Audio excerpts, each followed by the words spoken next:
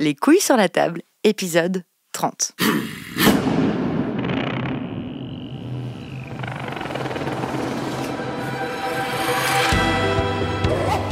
Dans cet épisode, on discute de ce que la soumission féminine fait aux hommes. Comment être un homme libre dans un monde où les femmes sont soumises ?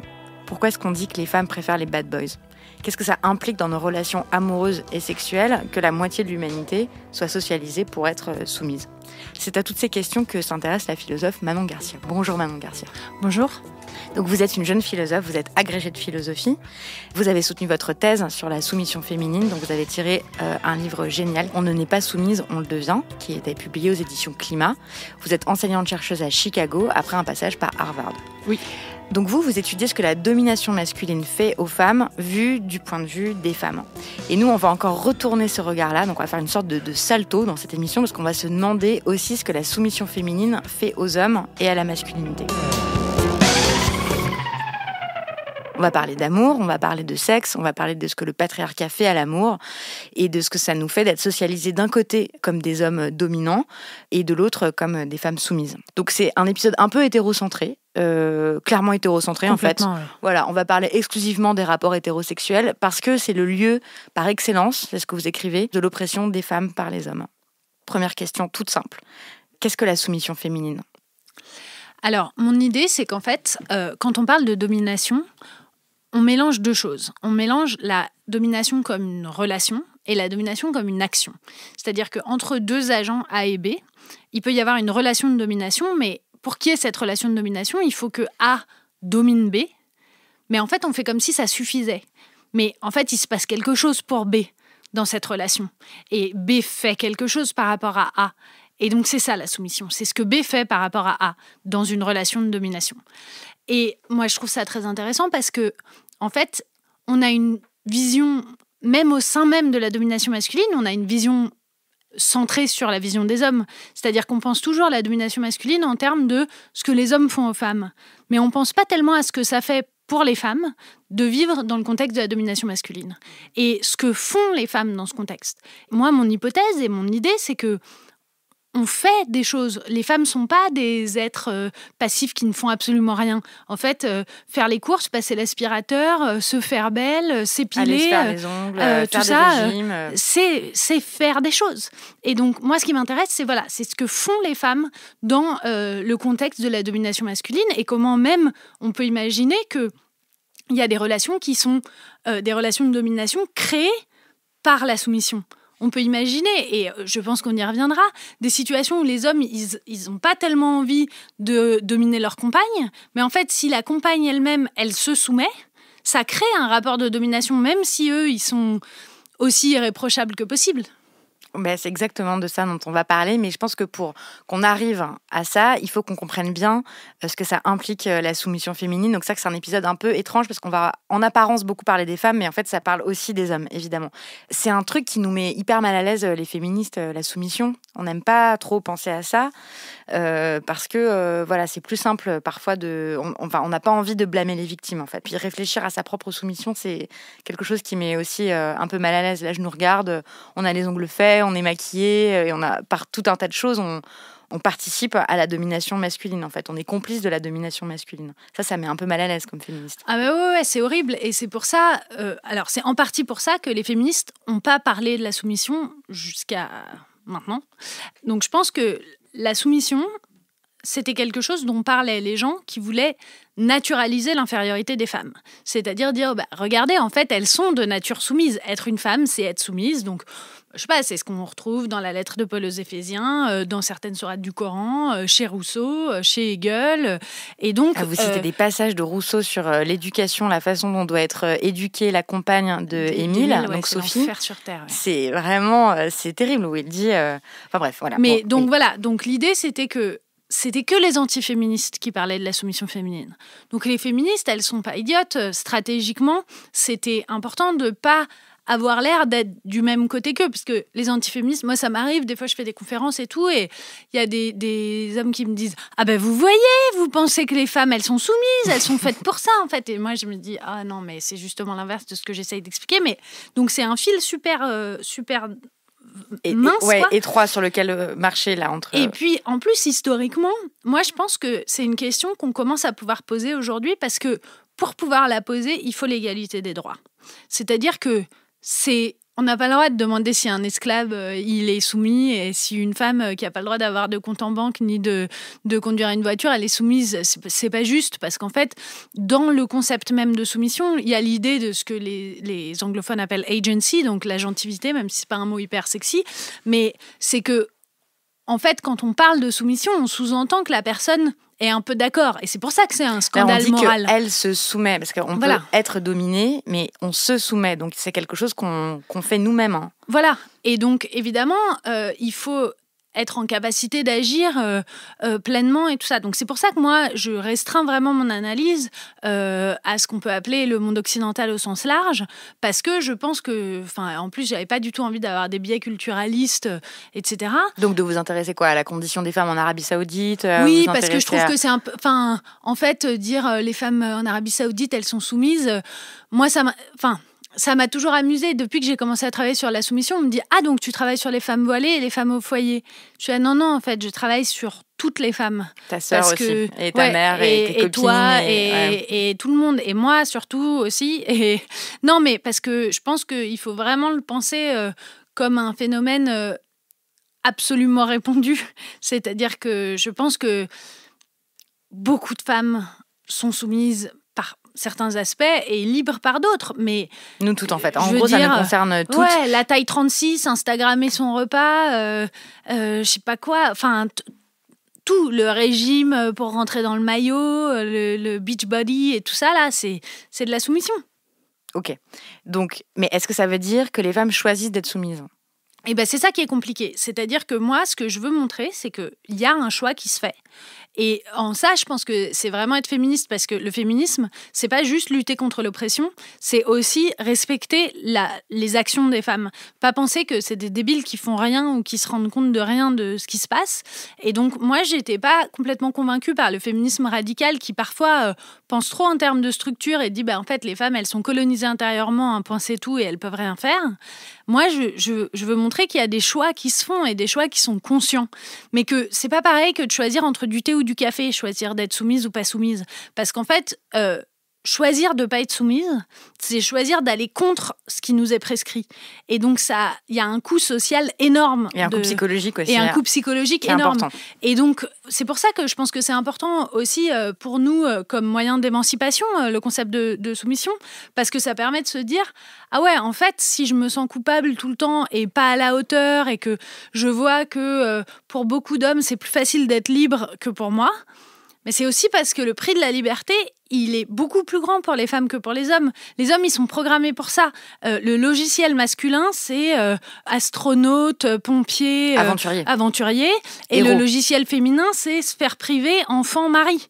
Donc, évidemment, si on veut être astronaute quand on est programmé pour le sphère privée, enfant, mari, c'est beaucoup plus dur. Ok. Alors, il y a une philosophe qui a quand même réfléchi à ça en profondeur.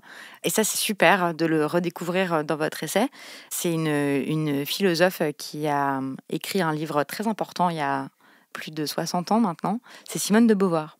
C'est très étrange. En fait, on la présente souvent en France comme la femme de Sartre, qui a écrit des trucs féministes, mais pas vraiment une philosophe, alors qu'en fait, Le deuxième sexe, c'est un grand ouvrage de philosophie. C'est là où elle conceptualise la soumission féminine. Voilà, alors, elle le conceptualise pas forcément exactement comme ça, donc c'est là que, moi, c'est vraiment une lecture du deuxième sexe que je propose, mais ce qui est sûr, c'est que c'est fou qu'on n'ait pas compris que le deuxième sexe était un texte de philosophie, parce que le deuxième sexe, ça s'ouvre sur quoi ? Sur Beauvoir qui dit, la question de ce livre, c'est qu'est-ce qu'une femme ?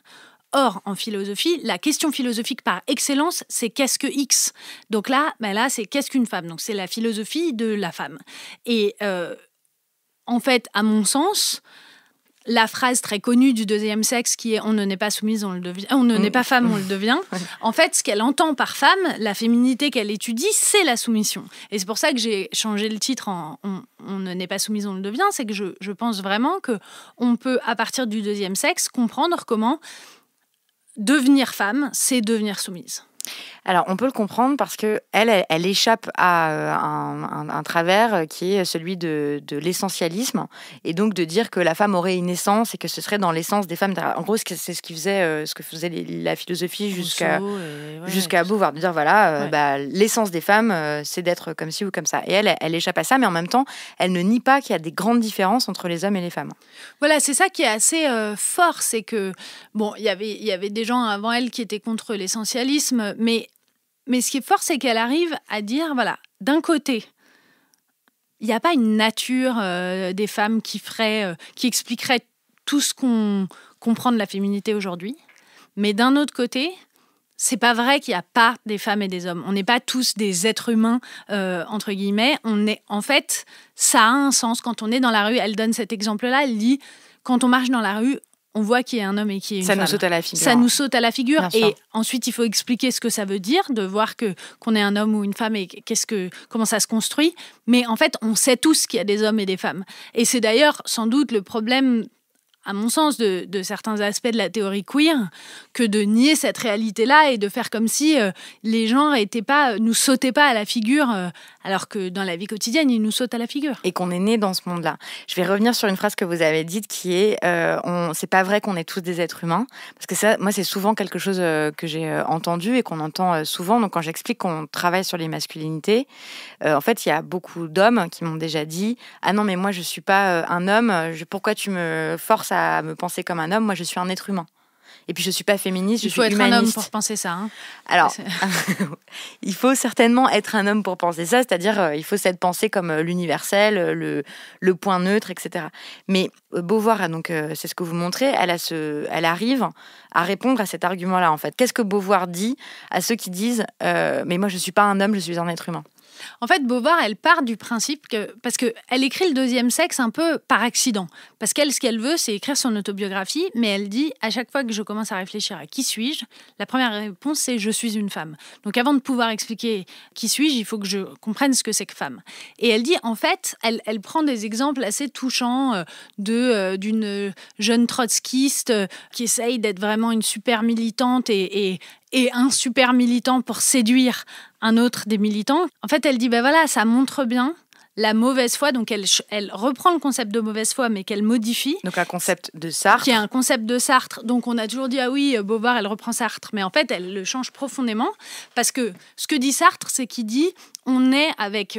quand à la naissance, il y a certains faits à propos de nous, mais on est absolument libre.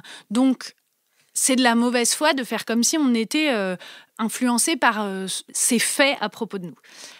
Et Beauvoir, elle a une vraie dispute avec lui, dont elle parle beaucoup dans son autobiographie, etc. Elle lui dit, je suis désolée, en fait, si t'es une femme dans un harem ou un esclave, c'est pas de la mauvaise foi de te comporter d'une certaine manière qui n'est pas libre, parce que t'es une femme dans un harem, orientalisme de Beauvoir, entre parenthèses, ou un esclave.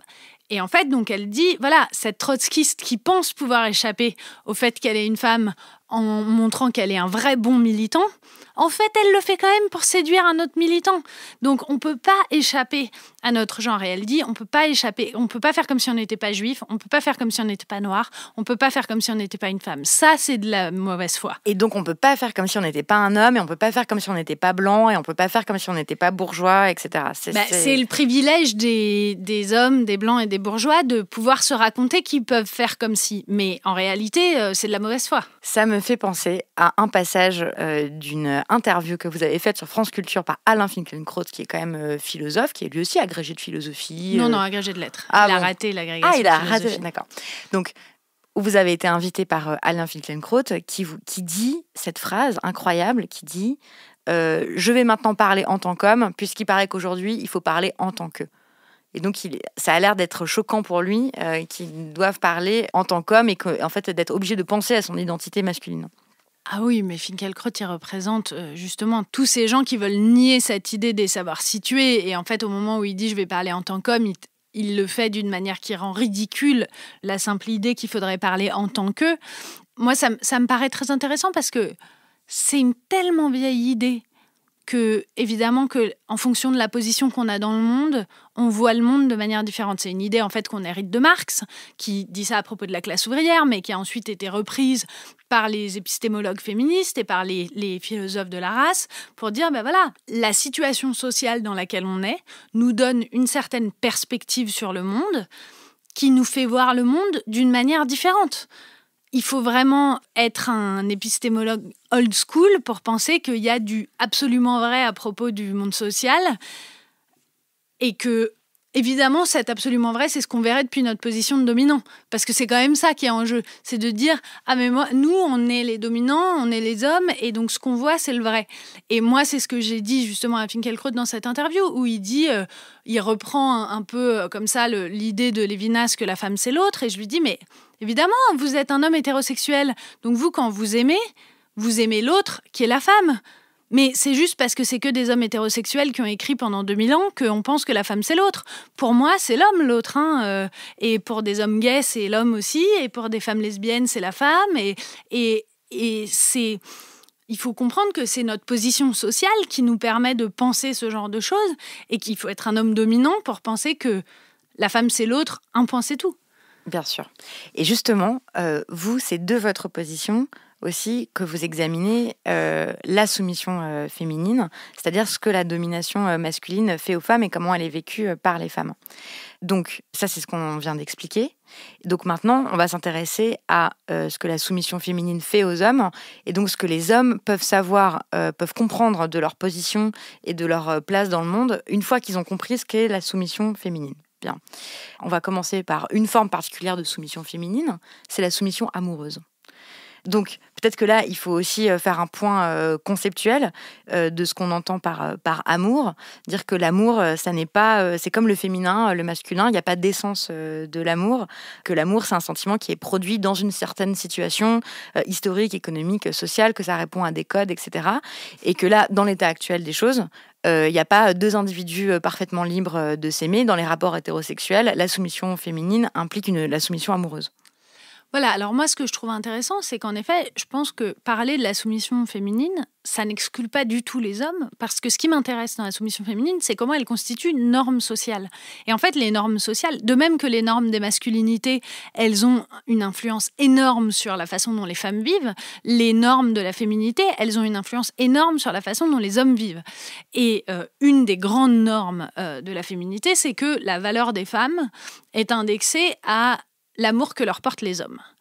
Et ça, plus les hommes aiment les femmes, plus les hommes aiment une femme, ou plus une femme est aimée par les hommes, plus elle a de valeur. Voilà, et ça, pour moi, la façon la plus forte de le montrer, c'est le contraste entre Narcisse et la belle-mère dans Blanche-Neige. C'est-à-dire que Narcisse, il se regarde dans l'eau et il tombe amoureux de lui-même, et c'est entre lui et son reflet et tout ça. Mais la belle-mère dans Blanche-Neige, en fait, à quoi sert le miroir ? Le miroir, c'est une sorte d'objet du regard de l'homme qui dit, voilà, tu es la plus belle, tu es celle qui a le plus de valeur dans le royaume parce que les hommes te trouvent belle. Et ensuite, elle flippe à mort parce que c'est Blanche-Neige qui lui pique la place. Mais ça montre que vraiment, les femmes sont élevées à penser que ce qui leur donne de la valeur, c'est la façon dont les hommes les perçoivent. C'est frappant quand certaines femmes disent... moi, ma mère, qui est pourtant très féministe, m'avait dit ça un jour, m'avait dit tu te plains de te faire draguer dans la rue, mais il y a plein de femmes qui souffrent quand ça ne leur arrive plus. Et je trouvais ça vachement intéressant parce que, en fait, le harcèlement de rue, c'est quand même vraiment pénible, mais la domination masculine et le système patriarcal fonctionnent de telle sorte que on se dit, non, en fait, c'est quand même le signe qu'on a de la valeur. Et donc, une des formes de ça, c'est que les femmes ont besoin de l'amour des hommes et sont prêtes à tout donner pour l'amour des hommes, et en particulier ont une forme d'amour. Ce que c'est qu'aimer pour une femme et aimer pour un homme, c'est ça n'est pas la même chose, qui n'ont rien à voir. Et oui. Et ça, c'est pas une question de nature, on le répète, c'est pas une question de nature biologique, c'est pas une question de les hommes des cavernes de je sais pas trop quoi, c'est le produit d'une histoire et le produit de codes culturels, etc. Mais on en est encore là, quoi. Les femmes et les hommes n'aiment pas de la même façon, on n'a pas les mêmes conversations. J'en parlais encore tout à l'heure, c'est incroyable le temps qu'on passe entre femmes à discuter de nos relations avec les hommes, de qui aime quoi, qui aime qui, etc. Alors que je ne pense pas qu'il y ait des grandes réunions entre hommes où ils parlent de leur relation avec des femmes. Donc bon. Voilà. C'est Ulysse et Pénélope, c'est deux très bonnes figures. Ulysse, c'est un vrai homme amoureux. Il part quand même pendant 20 ans faire la guerre et ensuite revenir. Et il pense à Pénélope, donc ça fait vraiment... Parce qu'il l'aime et tout ça, mais ça l'empêche pas de... Il mène sa vie. Il fait sa vie. Et Pénélope, elle reste là. Et donc le problème, c'est que pour les hommes, cet amour-là que leur donnent les femmes... C'est à la fois hyper gratifiant parce que, Pénélope, pour Ulysse, c'est cool. Il se dit, non, mais elle me trompera jamais, elle m'aime absolument, elle ne me quittera pas, etc. Mais en même temps, c'est un amour qui est une trop grande démission. Et moi, ce que je trouve intéressant, que montre Beauvoir, mais qui me paraît fondamental, c'est que les femmes, elles se soumettent en amour à l'homme d'une manière qui est très embarrassante, en fait. Premièrement, parce que, en fait, elles attendent beaucoup de l'homme en retour, parce qu'elles lui donnent tout. Mais en plus, elles donnent à l'homme la mission de justifier leur vie. Et ça, moi, je trouve ça hyper intéressant quand on y pense. C'est-à-dire que ça doit être très pesant pour les hommes, et c'est très pesant pour les hommes d'avoir une femme qui dit « Rien ne m'intéresse d'autre que toi, mais maintenant, du coup, il faut que toi, ta vie, elle ait du sens, parce qu'on est deux à parier dessus, quoi. » Et en général, aucune vie n'a suffisamment de sens pour justifier la démission de quelqu'un d'autre. Donc tout, ça peut être aussi quoi ? Donc une carrière, des œuvres artistiques qu'on aurait pu créer. Ou des goûts, mais tout. La famille, le truc des carrières, plein. moi je trouve ça fou. Des femmes qui avaient vraiment des carrières et tout d'un coup elles se mettent avec un homme. Là, je sais pas, j'ai lu plein de témoignages parce qu'il y a eu plein de témoignages autour de mon livre des femmes qui étaient journalistes, ça se passait très bien. Et puis le mec, il travaille sur des tournages en province et tout. Donc il faut qu'elles arrêtent de bosser parce qu'il faut bien que quelqu'un s'occupe des enfants. Mais ensuite, évidemment, le mec, il doit trouver que c'est moins marrant de discuter avec elles le soir quand il rentre parce que, elles ont rien à raconter, elles sont restées à la maison. Elles sont amères parce qu'elles aimaient bien leur job et maintenant, elles sont obligées de s'occuper des enfants. Enfin, ça crée pour tout le monde, c'est très pénible, quoi. Ouais, vous écrivez, par sa soumission, la femme se décharge sur l'homme du poids de trouver un sens à la vie et elle s'arroge sur lui un pouvoir qui est presque aussi grand que le pouvoir que l'homme a sur elle, celui de devoir être à la hauteur de l'immensité du sacrifice qui lui est offert. Et ça pèse quand même énormément. Ah ouais, ça pèse énormément. Et en fait, c'est terrible parce que ça met les femmes dans une position... C'est très pénible pour les hommes. Et ça met les femmes dans une position où elles se nuisent. Parce qu'en fait, une femme qui démissionne pour son homme, elle se met dans la position d'être quittée. Et ça, c'est vraiment... Enfin, c'est une espèce... Mais c'est la force du patriarcat. Hein. Mais je pense que, puisque là, ici, ce qu'on essaye de voir, c'est ce que ça fait aux hommes, la soumission des femmes. Vraiment, ce que ça fait aux hommes, c'est qu'ils sont coincés dans des histoires d'amour où ils n'ont pas forcément envie d'être l'alpha et l'oméga de la femme en face d'eux. Mais c'est le programme, c'est ce qui est prévu, quoi.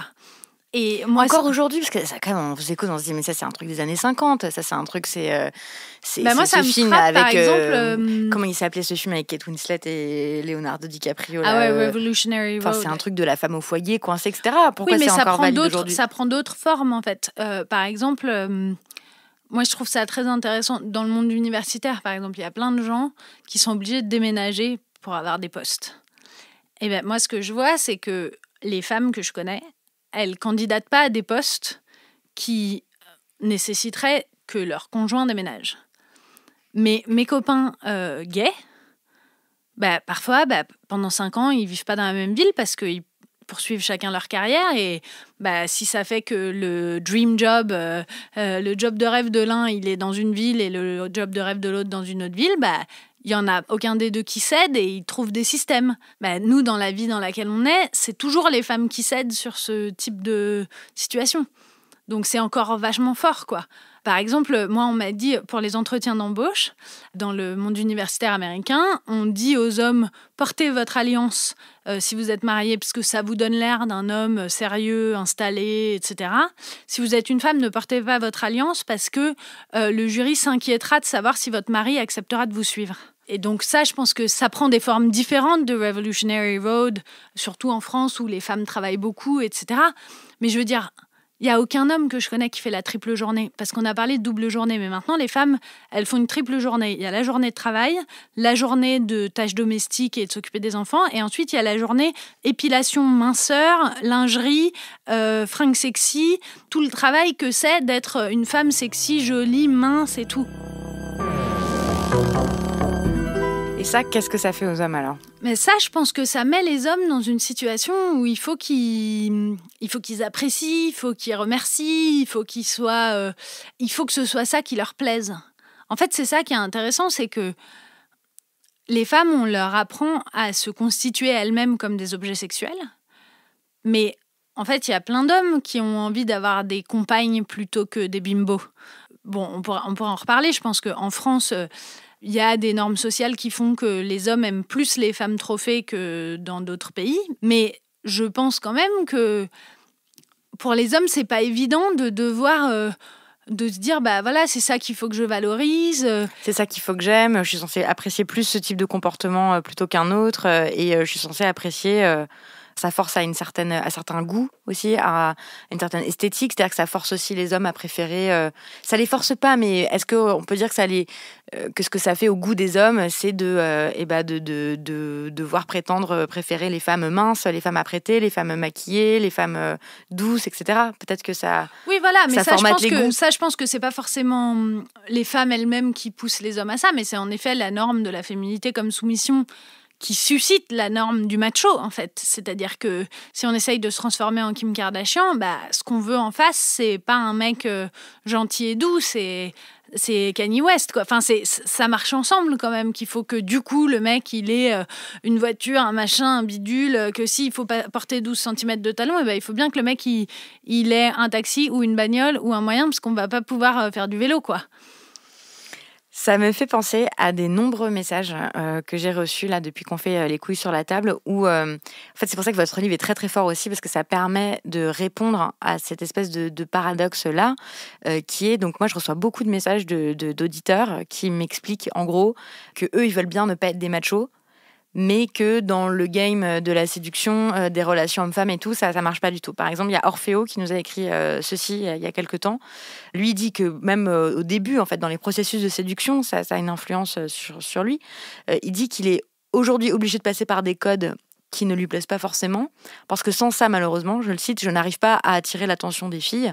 Mon but serait d'être moins macho, plus sain, plus clean, plus soft, mais j'ai l'impression qu'il n'y a que la bonne vieille méthode qui marche. Comme un code tout bête, par exemple, il y a faire le charognard en soirée, c'est-à-dire d'être très insistant, sans aucun tact avec les filles. Si j'essaie d'abord d'être sympa, d'être gentleman, et ben en fait, ça ne marche pas, c'est mon pote le gros bourrin qui réussit. Je pense aussi au compte Instagram Tubande, qui a été créé après le compte Instagram Tu Jouis. Donc Tubande, il compile et il publie des témoignages d'hommes. Et ce thème-là, ça revient très très souvent. Par exemple, il y a un homme qui lui a écrit il y a pas longtemps: je viens de quitter une femme qui cherchait un homme, un vrai. Je ne comprends pas, j'avais 1 an de muscu et de sport intensif avant de la rencontrer, mais c'était jamais suffisant pour elle. Il lui fallait un mâle, un macho, caractériel et j'en passe. Elle me comparait tout le temps à ses anciens copains qui étaient pour elle des vrais mecs, alors qu'ils l'avaient maltraité psychologiquement. Mais comme ils étaient machos et des vrais hommes, ça lui plaisait. Donc il y a aussi, les femmes jouent évidemment avec leurs attentes, leurs goûts, etc., un rôle dans la constitution de ce qui est valorisé ou non chez les hommes. Mais c'est ça. Moi, c'est un des trucs que je trouve les plus passionnants, c'est qu'en fait, les normes sociales sont telles que il y a un aspect de colonisation intérieure, etc., notamment sur le plan sexuel. Et ça, je pense que le plan sexuel, c'est l'endroit où c'est le plus difficile de lutter et qu'on a des représentations voilà, du mec fort. Quand on pense rapport sexuel, on pense missionnaire, levrette, on pense pas des trucs qui font jouir les femmes, on pense pas clitoris. Enfin, je veux dire, quand j'ai dit clitoris à l'émission de Finkielkraut, j'ai cru que lui et Eugénie Bassi allaient tourner de l'œil. Oui, c'est vrai. Non, mais c'est vrai, j'ai Bien dit sûr. clitoris, c'était quand même pas fou, quoi. Et du coup, je pense que c'est très difficile pour les hommes parce que ça les met dans une situation où on n'arrive pas à penser la séduction autrement qu'à un prisme machiste, autrement que sur un mode chasseur-proie. Et en fait, je pense que les femmes, elles sont éduquées à se penser comme des proies, mais ensuite, elles sont elles-mêmes très déstabilisées quand on les traite pas comme des proies. Ou elles ne savent pas comment faire autrement qu'en se comportant comme une proie. Oui, et puis, mais surtout, ça leur paraît pas du tout sexy. En fait, c'est ça le truc le plus profond que ces hommes dont vous citez les témoignages évoquent. C'est que les femmes, souvent, ont des désirs qui vont contre leur bien-être. Et ça, je veux dire, je pense que on connaît toutes des milliers de cas de copines qui aiment vraiment des salauds, quoi. Ouais, le truc de les femmes aiment les bad boys, les voilà, femmes aiment les connards, femmes aiment les femmes aiment connards, les, etc. les mecs qui les traitent mal et tout. Voilà, et je pense qu'il y a un truc qui est rassurant quand un mec se comporte comme un gros macho misogyne et tout, on se dit ah bah ouais, c'est un peu l'ordre des choses, je suis un peu...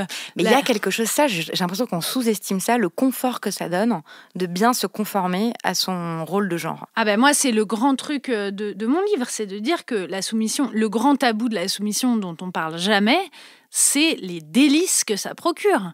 Et c'est que vraiment, il y a des moments où repasser la chemise de son mari ou être une bonne fille qui se fait attacher au lit, etc., et qui se conforme exactement aux images qu'on a héritées du porno et tout ça, c'est rassurant. On se dit, bon, bah...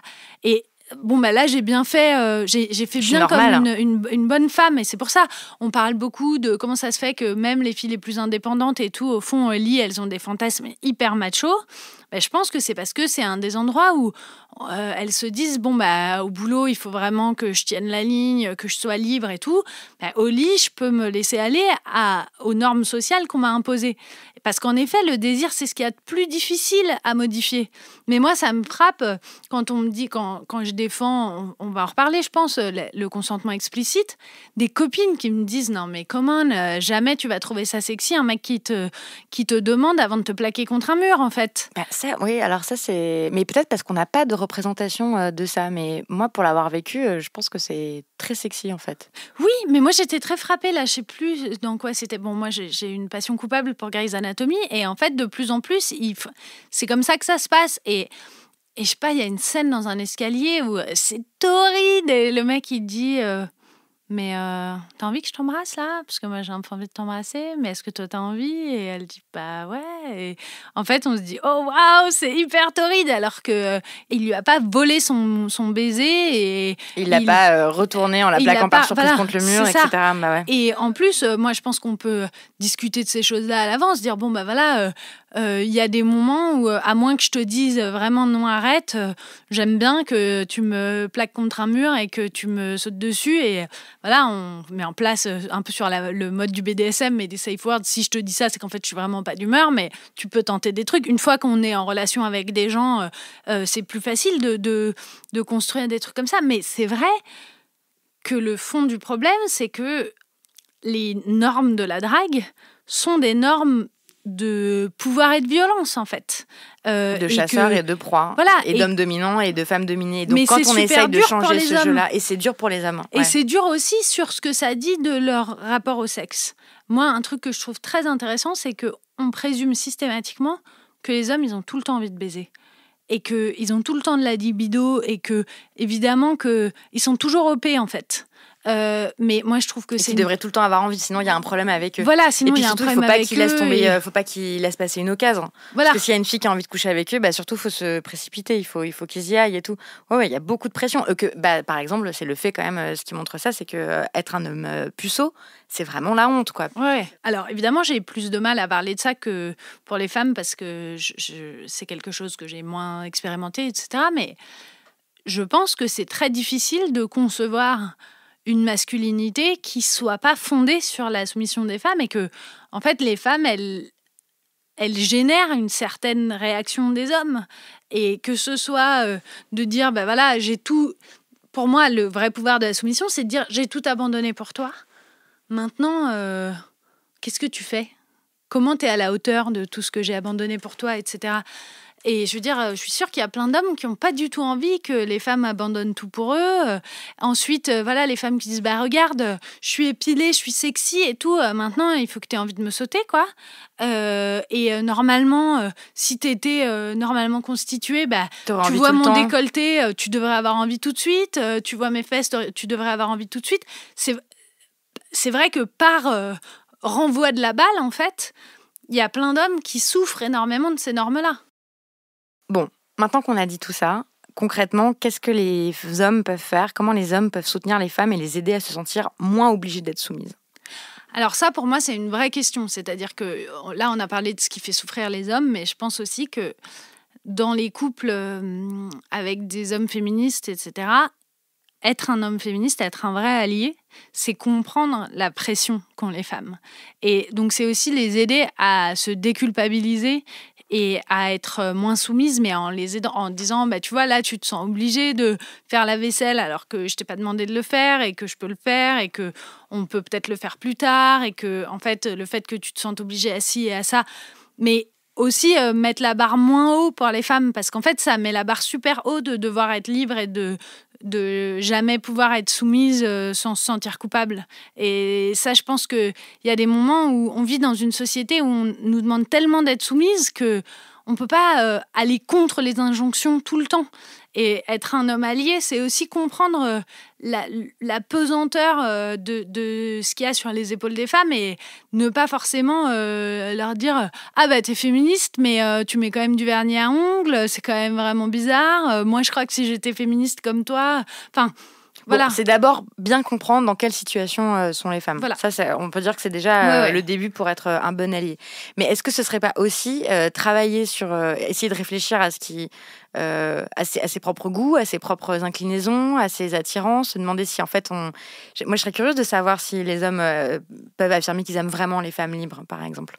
Ah ouais, mais ça c'est une vraie question. Moi ça m'a vraiment frappée quand je suis partie vivre aux États-Unis. Parce que aux États-Unis, on ne m'a jamais dit oh là là, ça doit être difficile pour un mec d'être avec une fille comme toi. Alors qu'en France, on me dit tout le temps que voilà, j'ai une grande gueule et que je suis indépendante et qu'en plus je fais de la philo et que oh là là, ça doit être vraiment dur pour un mec et tout ça. Et donc on voit que quand même. Enfin, moi, c'est beaucoup d'amis garçons qui me disent des trucs comme ça, qui me disent ah ouais, moi, j'assumerais pas du tout d'être avec une fille comme toi. Et aux États-Unis, si une fille, en plus d'être à notre goût, elle s'avère être intelligente, c'est encore mieux, quoi. Et avec une... Mais après, c'est dans les milieux universitaires dans lesquels j'évolue, hein, parce que je suis pas sûre que ce soit le cas dans le Texas rural, mais... et donc ça, c'est vrai. Je pense qu'il faut que les hommes, ils se demandent aussi ce qu'ils mettent comme pression aux femmes avec lesquelles ils vivent sur cet impératif. Ou sur ce qu'ils jugent attirant ou pas, et pourquoi est-ce qu'ils le jugent attirant ou non. Et j'ai envie de dire que de la même façon, les femmes auraient un grand intérêt à se demander ce qu'elles trouvent attirant ou non chez des hommes. Le nombre de copines féministes avec qui on se dit, mais en fait... si tu es complètement cohérente, peut-être qu'il faut arrêter d'être attirée seulement par les grands mecs bûcherons, barbus, machos, qui ne voilà et arrêter de mépriser ou de ne pas être attirée par des hommes gentils, par des mecs gentils, par exemple. On arrive à la fin de cette conversation. Bon, il y a quand même 2 questions que j'ai envie de vous poser. La première, c'est qu'est-ce que ça vous a fait, Manon Garcia, d'étudier le genre et le féminisme en philosophie? Qu'est-ce que ça a changé dans la façon dont vous percevez le monde et dont vous vous relationnez avec les hommes? Alors moi, sur le plan professionnel, je pense que j'aurais pas continué à faire de la philo si j'avais pas découvert la philosophie féministe.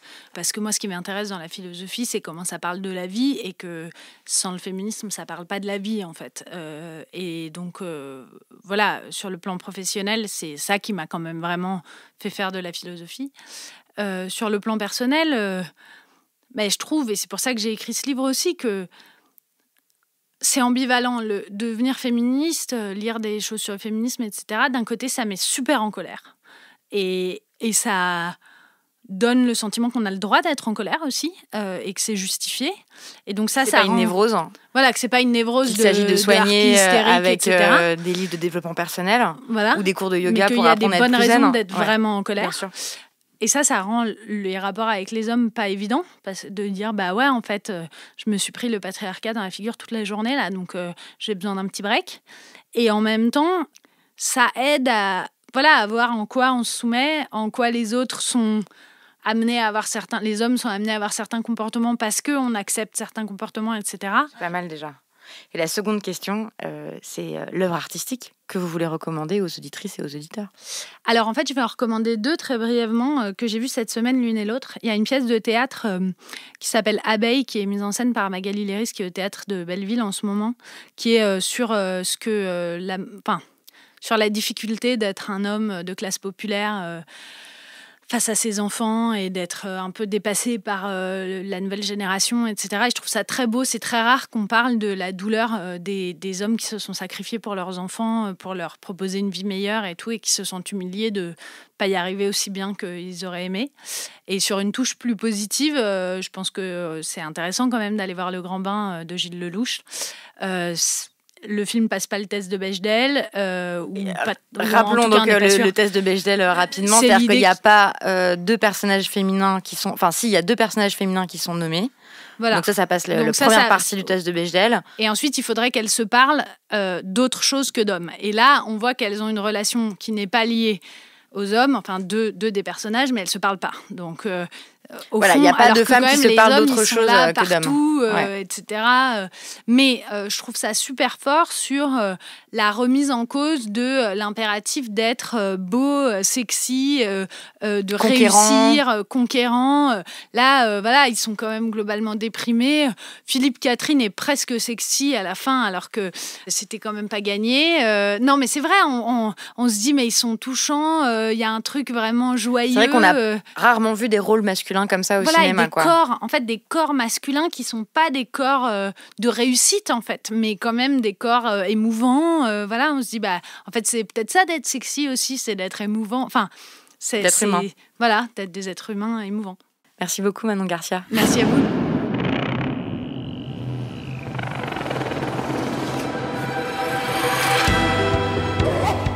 C'était le 30e épisode des Couilles sur la table. Vous retrouvez toutes les références dont il a été question dans l'émission sur le site de Binge Audio, binge.audio. Quentin Bresson réalise cet épisode, Camille Regache est à l'édition. Vous pouvez l'écouter sur toutes les applications de podcast. Et puis, comme d'habitude, si cet épisode vous a interpellé, vous a plu, vous fait poser des questions, parlez-en autour de vous. Et si vous en avez l'envie, racontez-moi, écrivez-moi à lescouillessurlatable@gmail.com. Ça m'intéresse toujours beaucoup de vous lire et je finis par vous répondre. Voilà, merci beaucoup pour votre écoute et à bientôt. Binge.